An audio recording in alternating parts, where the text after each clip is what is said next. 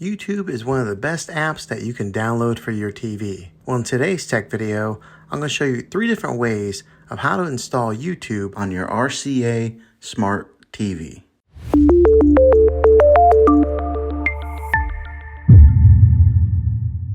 It can be really frustrating if you want to watch some of the great content that is on YouTube and you find that your TV is unable to download it. If your TV is an older model of smart TV, then it could prevent you from downloading this app.